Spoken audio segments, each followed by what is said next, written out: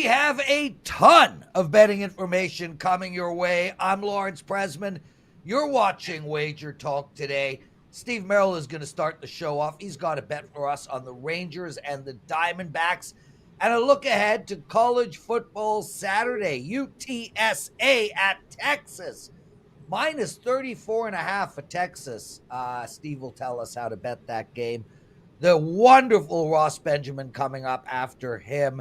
He's going to look at Oregon against Oregon or Oregon State.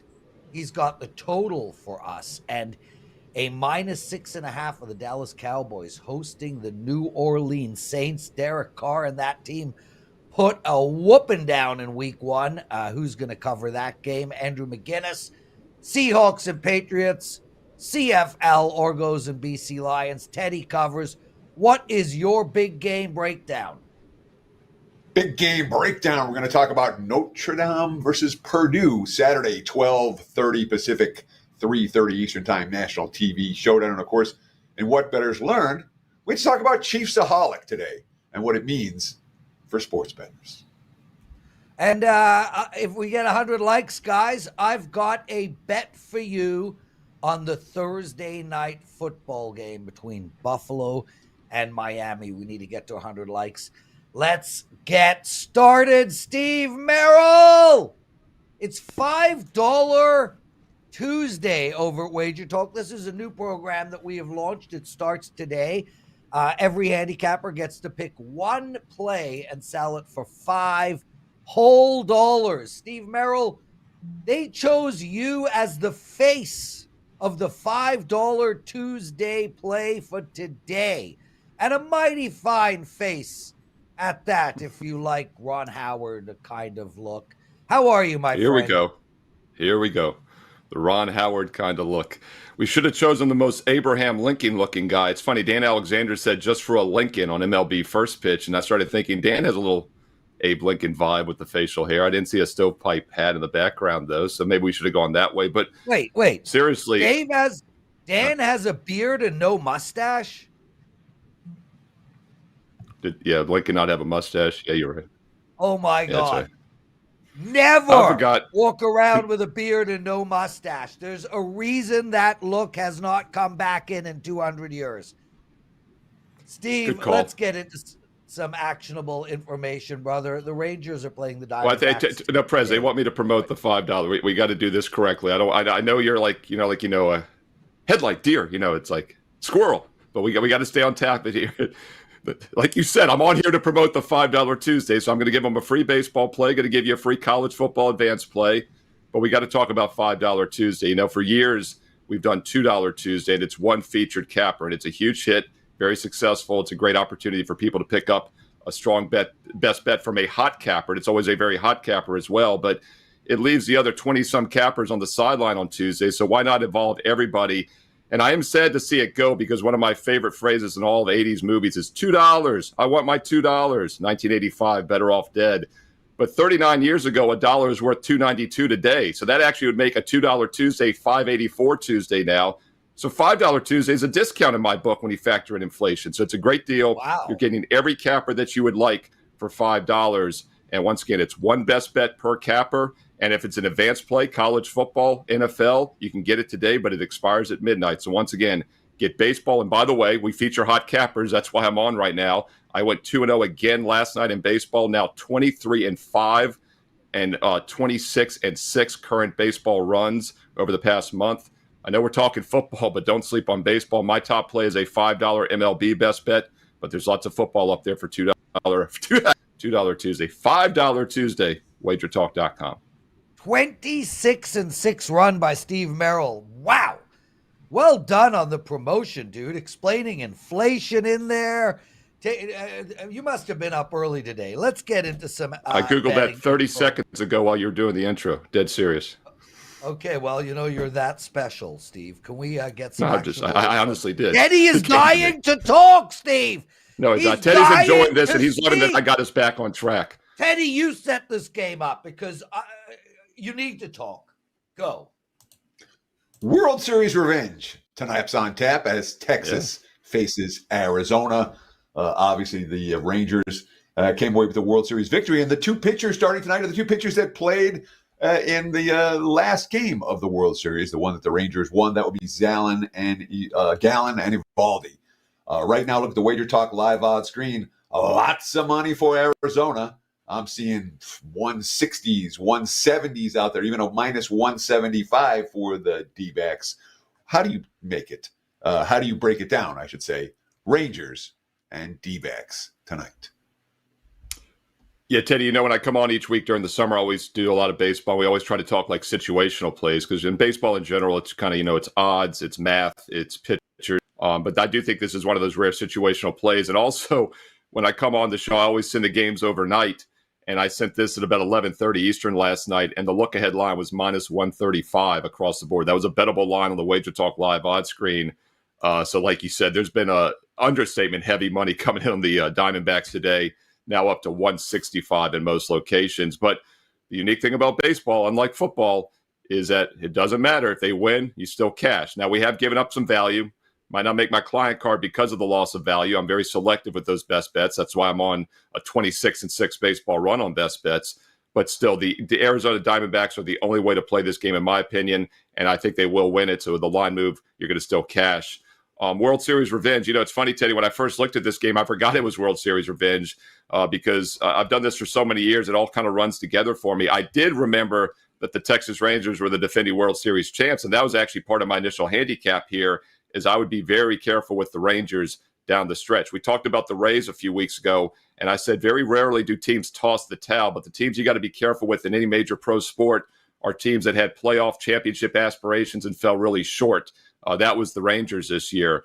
Diamondbacks were starting off that way as well, but then they turned things around, kind of like the Houston Astros did after a slow start this season, and the Diamondbacks are heading in the right direction. So Arizona play on team, more so Texas, they play against team, but I do like the World Series revenge factor. I like the pitching revenge factor.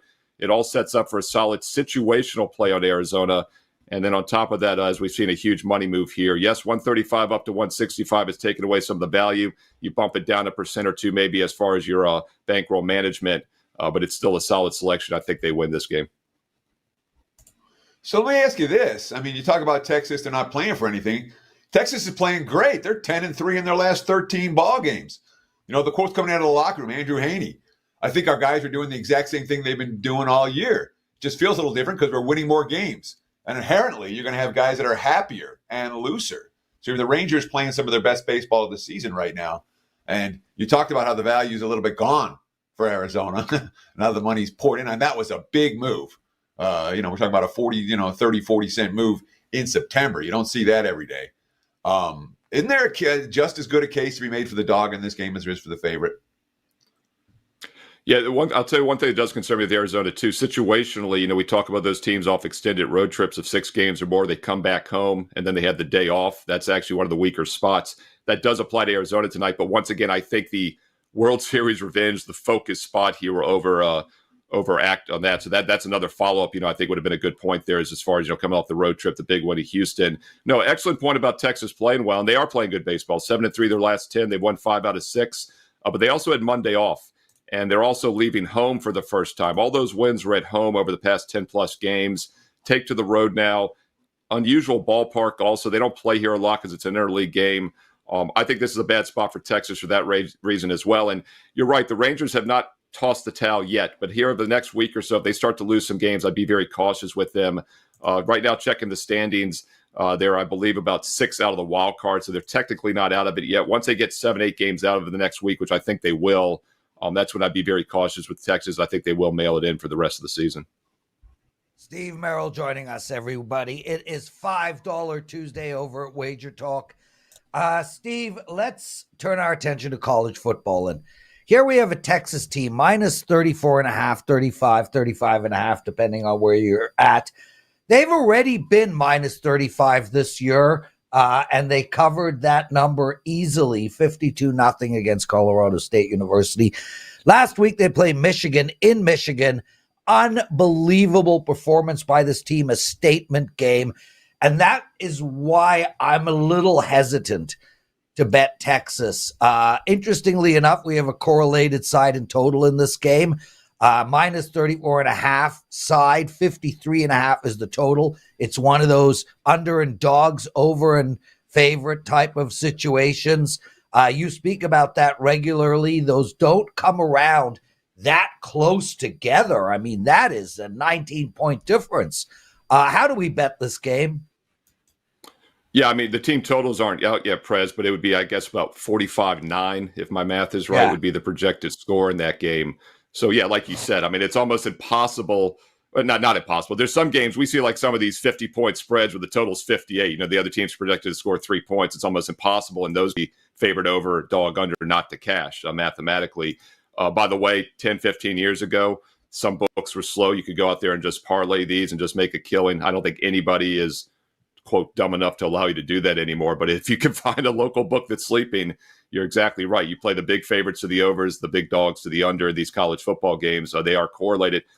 Wanted to talk about this game for a couple reasons. I fully agree that this is not a good spot for Texas on the surface after the big Michigan win. But that's why I wanted to talk about this game. You know, we don't just blindly fade teams and let down spots.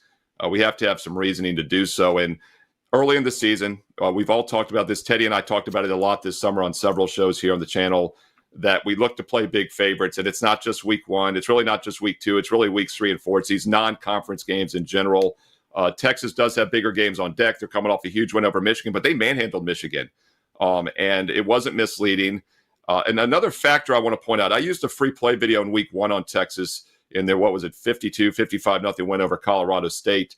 And one of the things I mentioned in that video, guys, is that, you know, the backups for Texas are better than most team starters. And then you've got the Arch Manning situation as he's waiting in the wings. He was one of the highest recruited quarterbacks out of high school.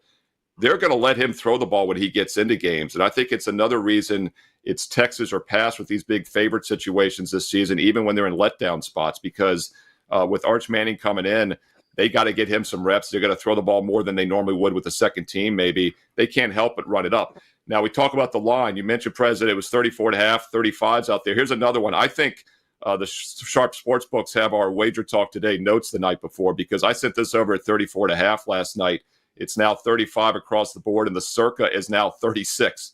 The Circa went from 34.5 to 36 instantly. They didn't even hit 35 if you check the WagerTalk live odds screen. So we have lost some value now at 35 or more. I tread lightly because that's exactly 5 touchdowns. But at 34.5 or less, and really in general, it's Texas or pass for me at these big spreads. I think they're the type of team that's going to continue to smoke teams this season.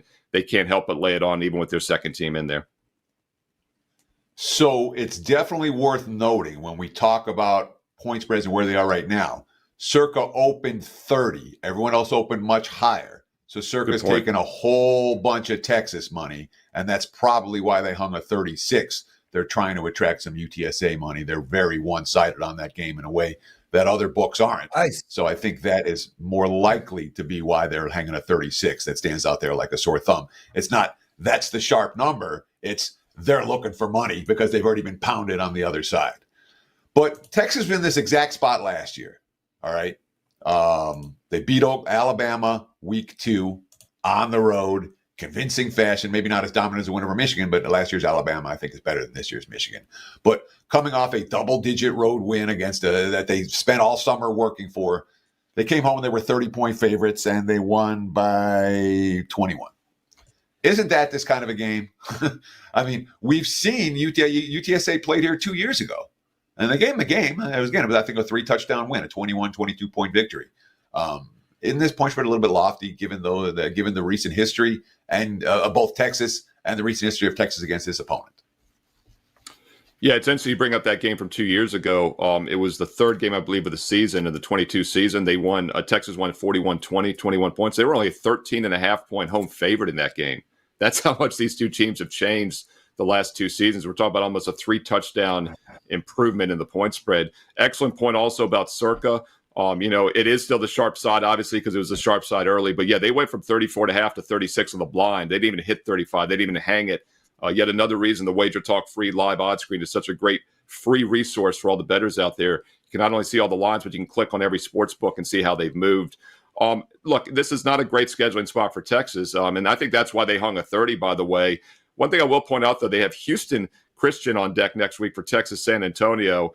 So they definitely have been prepping for this game as well. But let's not forget, last week they got blown out by Texas State, and that was supposed to be a competitive game. So I do think this UTSA team's a lot weaker this year than in years past. And Texas is no question as good as almost anybody in the country, maybe other than Georgia. Steve Merril, everybody. Teddy, your info on the circa was awesome. I mean, it's those kind of nuggets that I sit back here and I think to myself, I know there are a lot of shows online, and I know there are a lot of betting options. This is the best sports betting show on the planet, period. And it's not only the fact that we are giving out, 8 bets a day on these shows. It's those small nuggets of info that really separate us from everybody else. So nicely done with no notice ahead of time. Anyway, Steve, it's $5 Monday, Tuesday. What do you got to promote?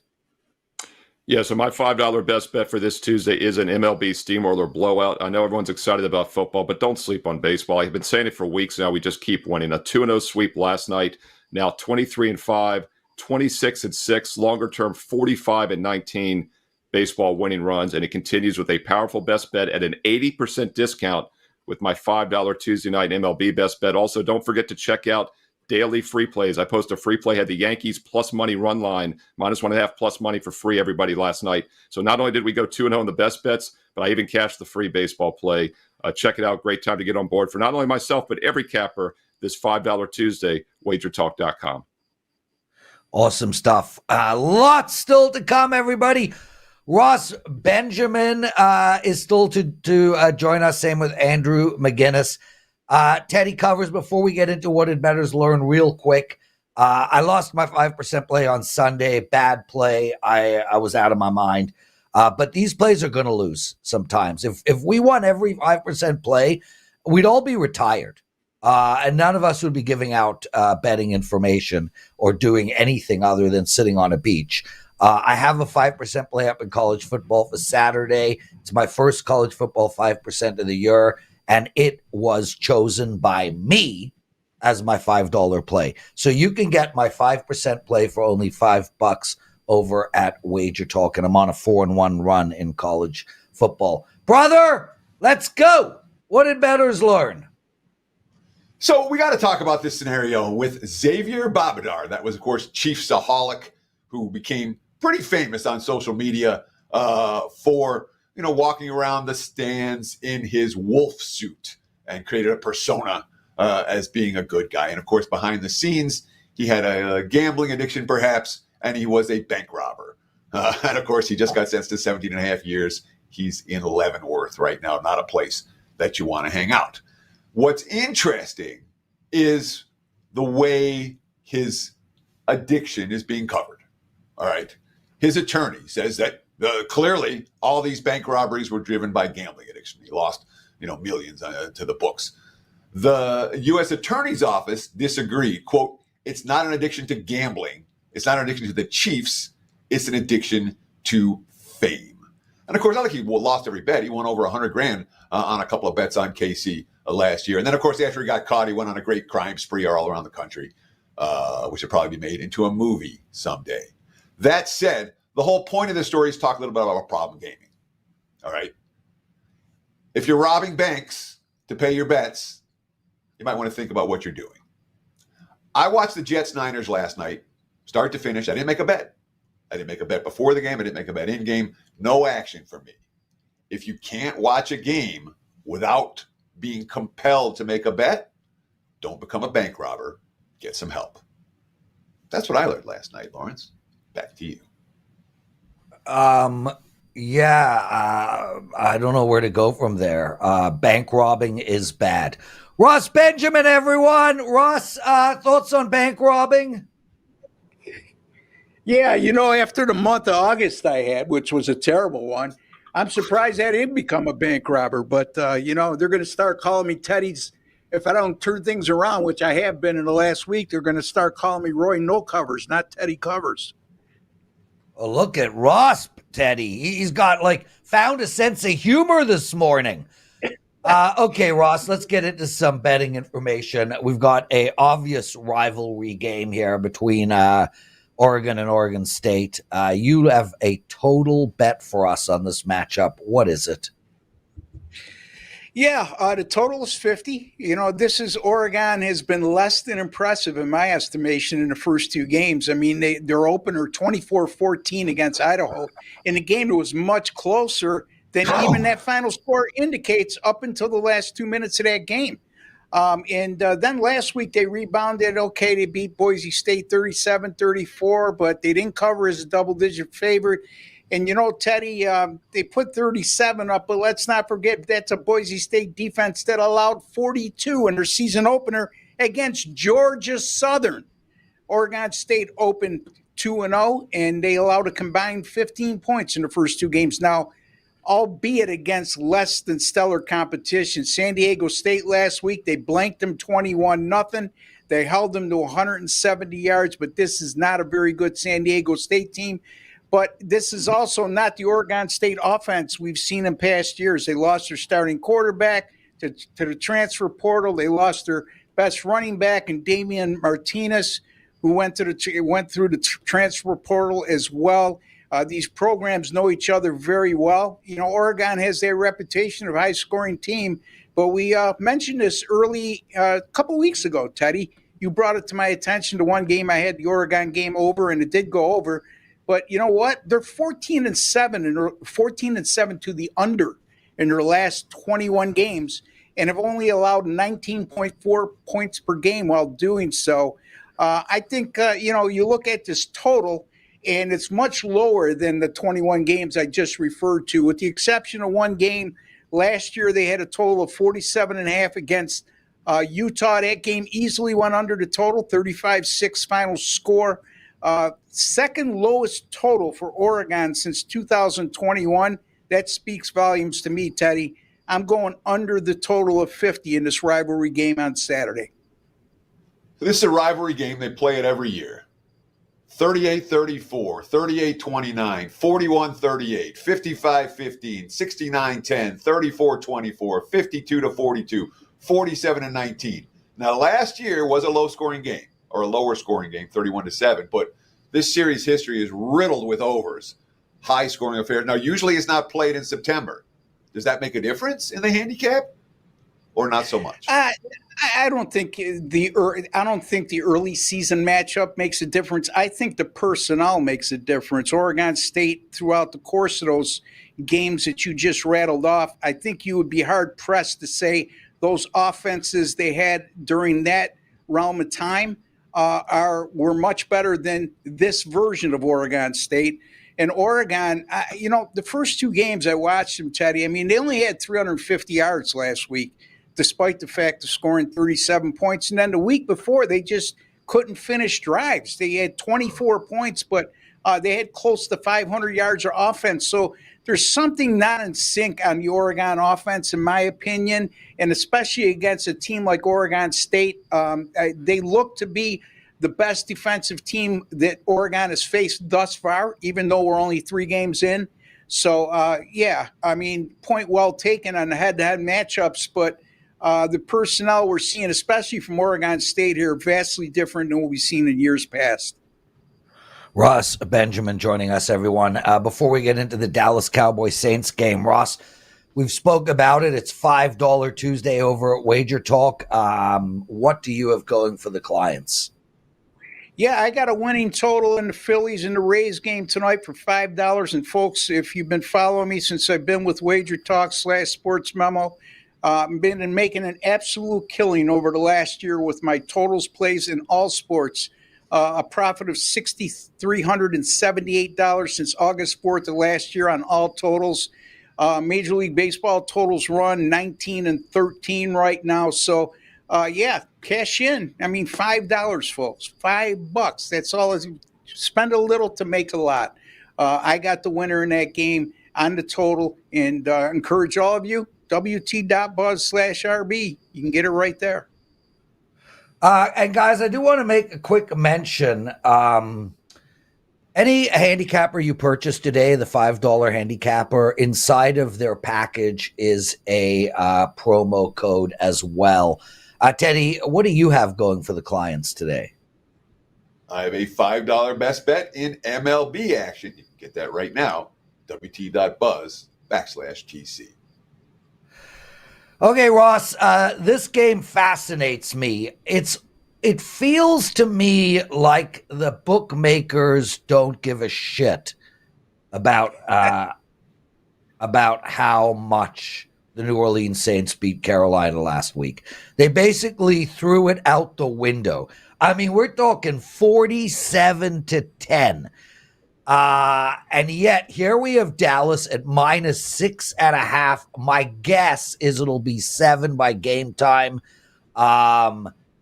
This is Dallas looked amazing against Cleveland, but I've been telling everyone all year Cleveland's total garbage. Carolina's total garbage. This line is a big line, given that they're playing a team that just put up 47 points. How are you betting this game? Yeah, I think it's going to be an overreaction on the betting public toward New Orleans, and that's what I'm seeing on the source that I use in terms of money bet and volume of bets on the early betting coming in on New Orleans on both of those factors. So, look, 47-14, impressive, right? No matter how you cut it, it's the NFL. Open 47-10, excuse me. But let's keep in mind, they played the Carolina Panthers at home. And that's a Carolina team that went 2-15 a season ago, and they'll be lucky to top that 2-win barrier this year as well. And then conversely, Dallas, and you just mentioned it, how good they looked. Let's keep in mind, that's a Cleveland team they beat on the road, a Cleveland team that was a playoff team a season ago, a Cleveland team that had Deshaun Watson, the guy they signed for umpteen dollars, so their star quarterback, if you will. And yet, as a small dog, they held them to 230 yards and just dominated the game, winning 33-17. So the caliber of competition that both of these teams played drastically different. Dallas playing the better opponent in week one and on the road, while the other flip side of the equation is New Orleans played the lowly Panthers at home. This is also a Dallas team, 6-1 straight up and 5-2 against the spread in their last 7 home openers, Teddy, including 3-0 straight up in ATS if they were a favorite, or 6 or more in those games. And let's not lose sight of the fact that Dallas Cowboys, 16-0 straight up and 12-4 against the spread in their last 16 regular season home games. Regular season being the key words there, folks. And that includes 9-3 as a favorite of 5.5 or greater. Again, I think there's going to be an overreaction on New Orleans here, and I think Dallas is going to show the quality of the team that they are, and they're going to humble and bring back down to earth the New Orleans Saints. I am going to take Dallas late at 6.5, Teddy, over New Orleans. So Dallas took pretty heavy under money on their season win total all off season. And then they go to Cleveland and they face Deshaun Watson, who hadn't played since October, November of last year, didn't play in the preseason. And Watson looked very rusty, to put it mildly. We saw all the other quarterbacks, the veteran quarterbacks who didn't play in the preseason coming off season injuries, like Aaron Rodgers and Kirk Cousins, also play very poorly in their debuts, or relatively poorly in the offenses for those teams. None of them worked with the QBs that got hurt. Was it Dallas good, or was it Cleveland bad? No one's thinking that New Orleans did anything by beating the Panthers, but there's definitely a thought process out there that Dallas did something by beating Cleveland. Is that real? Yeah, I mean, it is absolutely real. I mean, Cleveland's still a quality team. Look, that defense is as good as anybody in the NFL right now. And as a matter of fact, although Dallas put up 33 points in that game, they had less than 300 yards of total offense. It was just more of a self-destruction by Cleveland and the Dallas defense being dominant more than anything else. In New Orleans, again, there's going to, sometimes the saying is you're not as good as you looked or not as bad as you looked, and I think that's going to apply to New Orleans in this matchup. Teddy, I just think they're giving us the winner here. I mean, like Prez said, you're looking at a New Orleans team coming off a blowout win in which they looked absolutely impressive, and they're catching 6.5 in their following game. I'm not falling for it. I'm not taking a bait. I'm taking a favorite here. Yeah, I'm with you, Ross. And real quick on Deshaun Watson, he hasn't played football in about 3 years. He might show up occasionally, but that guy is a disaster. But it doesn't explain why his bad play doesn't explain why Dallas bought real estate in Cleveland's backfield. Derek Carr could get injured this game. That is how crazy good this Dallas pass rush is. And I'm with you, Ross. Minus 6.5 feels light. I like the over. And I do want to make mention Andrew Wojcicki, one of our best listeners of all time, a Hall of Famer for what Wager Talk Today. He likes over 26.5 team total for Dallas. I love that play, Woj, as well. Ross Benjamin, thank you, my friend. You promoted. You look good. You kicked ass. We'll see you next week. Teddy covers. It's time for your big game breakdown. We've seen early money for the home dog in the Notre Dame game against Purdue this weekend. The Irish down to minus 10 as we record, total 45.5. And certainly Notre Dame coming off a pretty ugly showing against Northern Illinois. When you lose straight up at home to a team from the MAC, it means there may be some concerns. That obviously the spot wasn't great for Notre Dame on the heels of winning outright at Texas A&M, but it's not like we've seen this offense march up and down the field yet this season. They didn't do it against a MAC opponent last week. They certainly didn't do it against A&M in the opener. And there are concerns about Riley Leonard's health, the quarterback transfer from Duke. He struggled with accuracy last week. And, he had 3 foot/ankle surgeries since his last appearance for Duke. Didn't really run the football all that much. He's a, mobile QB.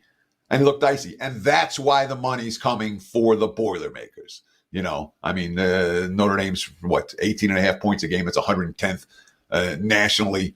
The only passing offenses ranked lower than Notre Dame after 2 games: Akron, New Mexico State, Wyoming, and Air Force, 5.1 yards per attempt. So the passing game hasn't been there. All that being said, I think Notre Dame will be just fine. And I think Riley Leonard is just fine. The quote's coming out of the locker room from Marcus Freeman. Quote, "That's a quarterback that's going to be prepared, that's going to look to be a great leader and challenge teammates in the right way, and that will be ready to go on Saturday. That's what I know." I don't disagree with that. And when we look at Purdue's ability to move the football against this Notre Dame defense, well, that's certainly a concern. I'll talk about that. But first, I can let you know, you can get 30 days of both college football and the NFL for just $199. That's a savings of 20%, more than 20%. No coupon code needed.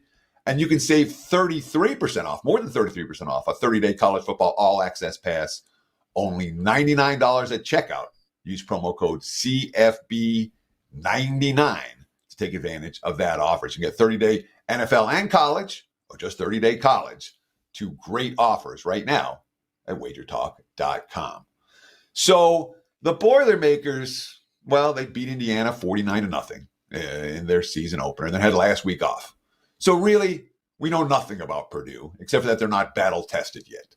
What we do know is that they went 4-8 last year, second-year head coach Ryan Walters, and the 2 step-up games, really, Ohio State and Michigan, they lost 41-7 and 41-13. They were non-competitive in both games. And it's worth noting that was Michigan in a Michigan State/Penn State sandwich spot, and Ohio State with Penn State on deck as well. So it's not even like Purdue got everyone's full focus, and they still couldn't hang around.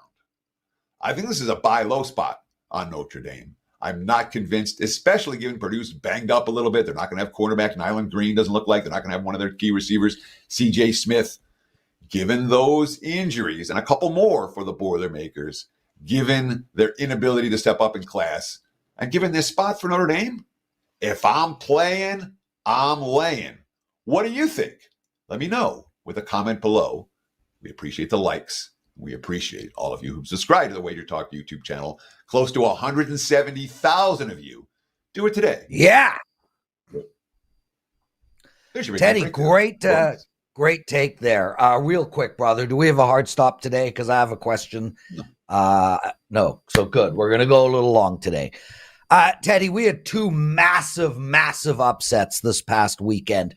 One was the Notre Dame game, and now you like them this week against Purdue. The second was the Cincinnati game, and now they find themselves +6 going into Kansas City. I'd love your thoughts on that. I'm putting you on the spot, but it's relatable to that Notre Dame situation. Have you handicapped that game? Which NFL you're talking about? Yes, Kansas City hosting Cincinnati. Cincinnati off a upset, not as bad as Notre Dame, but right up there.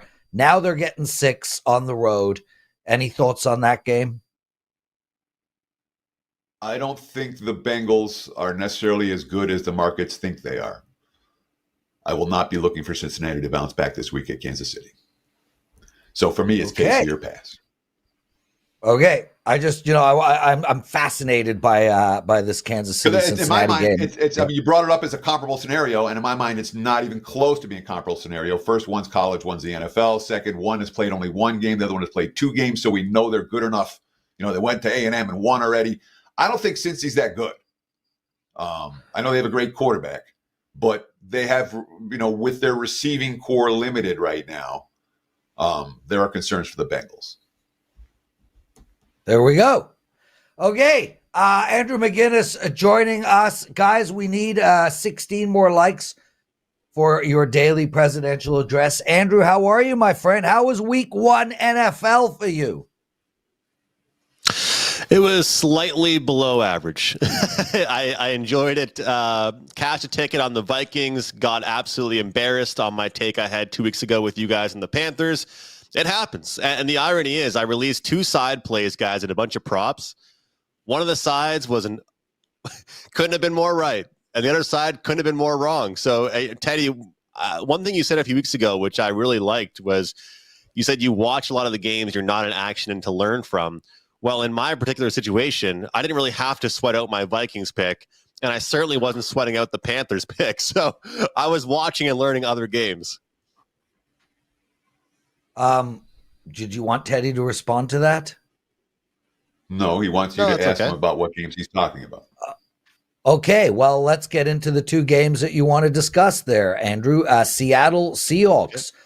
It was 3 yesterday. There's clearly money coming in on the Seattle team, and it's now a 3.5. They're on the road. They're playing the Patriots, and look, the Patriots played interesting ball last Sunday. That's for sure. They played well on defense, but they really, really were able to run the ball down Cincinnati's throat. I think we're going to see an extremely conservative Patriots offense all year long. And to me, I look at this game and the question is, can they hold that ball? If they can hold that ball and run it down Seattle's throat, they cover this number. How are you handicapping this game? Yeah, Prez, when I come on and do these spots, I always try and figure out how I want to start. And there's a couple different spots where I kind of could open up with. But one of them is this Patriots team all offseason. I heard everybody in the world loved their under, whether it was 5.5 down to 4.5 under on that throughout the entire season. And then, of course, last week, the Survivor. A lot of people love the fade them for the Survivor. Go ahead, Patriots win outright. So you look at kind of an early season, only week 1, kind of fat and sassy thing. Is that applicable here? I think it potentially could be. New England might think, hey, we're actually better than we thought we were, or at least than we all thought they were. Seattle here in this game, they win 26-20. But if you look at that game, it could have been a lot better for them. They win by 6 points. 2 safeties, guys, in the first half for this team. It was a kind of a disastrous first half, kind of an ugly game for Seattle overall, and a lot to improve on. So that's the reason why, even though it's only week 2, there shouldn't be any, down spots or flat spots by any means. I think Seattle will be laser focused. They win this one by 6, or their game last week by 6, but it could have been a lot better. They dropped a lot of potential interceptions. Their offense looked very weak at the start. Their offensive line was a little bit shaky. They're going to have a serious practice this week. They're going to be taking New England very seriously. And I think the biggest difference here for this game for Seattle and what they're going to do against the Patriots, the Bengals couldn't, is the balanced offense. You guys just spoke about the receivers for the Bengals, but how about that running game? the running game was inexistent as well, and that's going to hurt them. I think Seattle having the ability to run the ball. Kenneth Walker had an unbelievable week one. I'm very high on him and his props overall. And then the dinking and dunking with Seattle and Geno Smith. I think they, of course, with Lockett and DK, they have a lot of weapons and a lot of options. I feel like that will be the biggest thing that will cause New England problems here. And also, Ralph Michaels threw me a bone with this one here. Teams in week one as a dog of 3.5 or higher, coming off outright wins. The next week, 41%. I'm buying in here on Seattle in week two. I think it's a good opportunity to do it after New England gets the outright win in week one. Who has the better defense? There's my follow-up. Who has the better defense? Patriots. It's not a question for you. I answered the Patriots, anyway. I would say. But I think So that we've got that will not. Oh, I'm sorry. Oh, sorry. So we've got a home dog who's the money's pouring in against them now 3 to 3.5, and they've got the better defense. We have a West Coast team traveling east. Seattle last 7 road games last year. They went 2-5. The 2 wins came by 1 and 3 points. So you have a weaker defense. You have a track record of failure on the road. What makes you think this week that all of a sudden now everything changes? So I would say that week 2 travel is very minimal to my handicap versus if this matchup was taking place in week 8. Week 2, Seattle traveling to Gillette, not as much of a big deal for me here in this one. And as I mentioned, Teddy, some people say you can't learn stuff from watching, and sometimes people say it can actually hurt you. But one thing I learned from watching the Seattle game is that they showed me bright sides in week 1, but they also had a lot of hiccups. And I think that due to those hiccups, they're going to be laser focused in this matchup. And again, I think the balanced attack, let's be honest, looking at what the Bengals were able to do through on the ground, Zach Moss, 44 yards, Joe Burrow running 15 yards, Chase Brown, 11 yards. I think that if Seattle can establish the run, they're going to be able to have a ton more success throughout the air with the passing game than the Bengals were able to on their own. So I just love the fact that the Patriots not only covered in week 1, guys, they won outright. And you have a Seattle team that, even though they won by 6, I don't think they played their best football. So I do like the spot for them. Yeah, and I can accept that, Andrew. And conversely, when you look at the New England Patriots defense, and yes, I 100% think they're not only better than Seattle defense, they're substantially better, and they have an outstanding secondary. The problem here is that New England just can't score. So from my perspective, I think that does negate it a bit. I feel the line is too high. I'm going to pass on this game, but nice setup question, Teddy. A setup for a follow-up. Excellently done. Andrew McInnis, before we get into your CFL game, quick shout-out to Mark Zeno. It is his birthday today. Happy birthday, Mark. And again, thanks for serving in the American Army. Lots of love, my friend. Andrew, Toronto Argonauts, BC Lions. Toronto is plus 4.5. No follow-up question from Teddy. Give us the play and then please promote. I was ready for the riveting CFL follow-up. But look here, we've got the BC Lions here, of course, hosting on Friday night the Toronto Argos in this one, guys. 2 of the better teams in the league, and I'm taking the dog here on the road. Of course, they have to travel across the country to go to BC, but BC traveling across the country as well, as they just came off a victory on the road in Montreal. This is, to me, a team in BC that should be feeling good about themselves right now. This should be a team that's feeling happy that they're back to the way they used to be. They beat Ottawa at home. They kind of kicked their ass. Then they go on the road and take down the Montreal Alouettes, the best team in the league, and give them their second loss of the year. Now they travel back home. They're going to get a very, very, very motivated Toronto team that's off back-to-back losses. But keep in mind, this Toronto team has a really good track record this season, beating top teams in the league, like that very Montreal team that BC just beat, like Saskatchewan. They have a really good track record overall. Chad Kelly is the story here. Can he bounce back for the Argos? I do think he will be able to. But I think Kadeem Carey on the ground. Yes, the running back has a last name Carey, will be able to dominate this BC team and their rushing defense. That's where they struggled the most. Their passing defense hasn't been too bad, but the rush defense has been abysmal for BC of late. If Toronto can capitalize there, getting the 4.5 is a great, great number, guys. So if you're looking for some CFL action Friday night, I like that one quite a bit. And if you guys like points, who doesn't like cheering on overs? Who doesn't like cheering on high-scoring games? That's my $5 play, an NFL over, an NFL game that I think we're going to see a ton of points this weekend. So join me, guys. Regular price, $25. Today, only $5 for my over game of the week. Thanks, guys. Andrew McInnis, outstanding stuff. Teddy, I just got notified. It is not Mark Zeno's birthday today. It was 8 days ago. For some reason, Marco D'Angelo put up happy birthday, Mark Zeno, and I thought I'd be nice. Okay, pooch that one completely. Either way, we love you, Mark Zeno. Okay, bugger off, Teddy. Nobody needs you on the screen. Guys, 100 likes. We crushed it. What an amazing show. It's time for your daily presidential address. Okay, everybody, we got a great matchup lined up for Thursday Night Football. Buffalo playing Miami, and I mean, has just been a sexy matchup for years and years and years, and ultimately could come down to who wins the division. Both teams are 1-0 going into this game, and we have Buffalo plus 1.5, plus 2, give or take, and a total that has been bet down to 49 now. I'm going to look at the total in this game, Thursday Night Football. We know to look at the unders, and I'm going to give you 4 statistics that back up this underplay. Firstly, Thursday Night Football games in September and October with totals of 49 or higher are 15-4 to the under.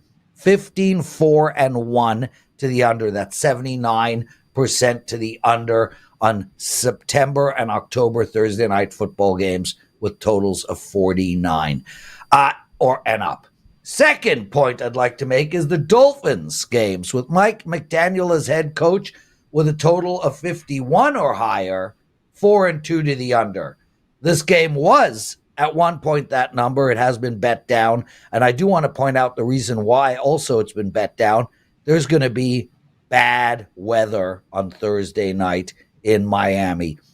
Bills road games with Sean McDermott as head coach, 61% to the under, 33-21-2 to the under, and all primetime games over the last 4 seasons, and that's a lot of football games, 59% to the under. Add that to the fact that you have a bad hand for Josh Allen. You add that to the fact that Miami really struggled to find a balanced offense. We are going to take under the total in the Thursday Night Football game. That's it for the show. It is $5 Mondays, Tuesdays over at WagerTalk. I have a 5% play up for all of you guys. I've said that twice, Teddy. I don't know what day it is. Take us home. That's going to wrap it for the $5 Tuesday edition of Wager Talk Today. We'll do it again tomorrow, same time, same channel. Between now and tomorrow's show, enjoy the game and best of luck with all your bets.